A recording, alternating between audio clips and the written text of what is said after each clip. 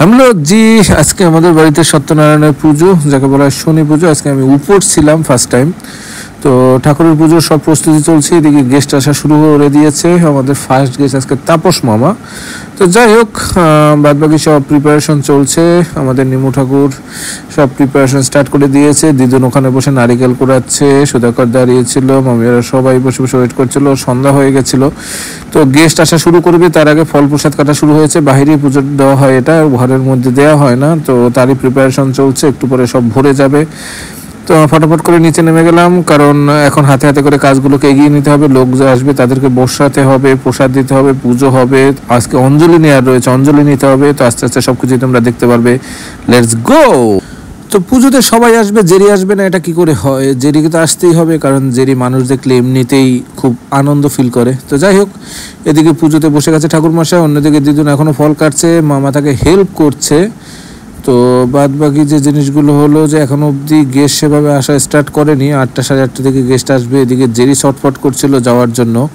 তো সুধাকর ওকে অনেক কষ্টে ধরে রেখেছিল, যদিও পারে না ওকে ধরে রাখতে। চলে আসলো অঞ্জলির টাইম। তো আমরা সবাই মিলে অঞ্জলি নিচ্ছিলাম, যারা যারা উপর ছিলাম স্পেশালি তারা সবাই মিলে অঞ্জলি নিচ্ছিলাম, তোমরা দেখতেই পাচ্ছ। তো অঞ্জলিটা আমার কাছে ফার্স্ট এক্সপিরিয়েন্স, কারণ আমি এর আগে সরস্বতী পূজার অঞ্জলি নিয়েছি, দুর্গা পূজা অঞ্জলি নিয়েছি, বাট কখনো শনি ঠাকুরের পুজোতে অঞ্জলি নেওয়া হয়নি। এটা আমার ফার্স্ট টাইম।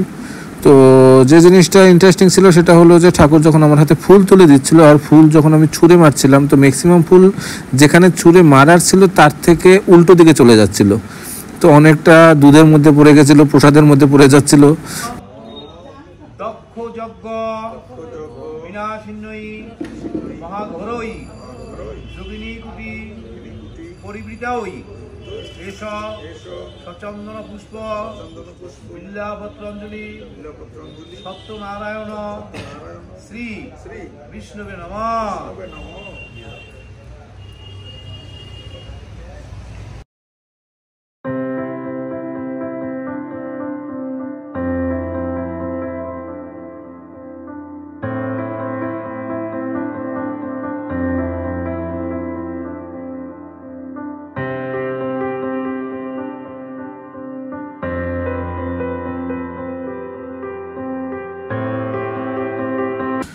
পুজোর শেষে আমার কাঁধের উপর দায়িত্ব পড়ে সিন্নি মাখার। তো আমি আর দিদুন মিলে দুজনে কমপ্লিট করে দিই সিন্নি মাখা। তো গুড়গুলো এতটাই শক্ত ছিল যে ভাঙতে পারছিলাম না। দিদুন ওখানে বসে বসে কলা মাখছিল, আর আমি বসে বসে গুড়গুলোকে কমপ্লিট করছিলাম একদম মিলিয়ে মিশে। কারণ হলো মুখে দেওয়ার পরে যে সেই জিনিসগুলো যেন মুখে না আটকে থাকে।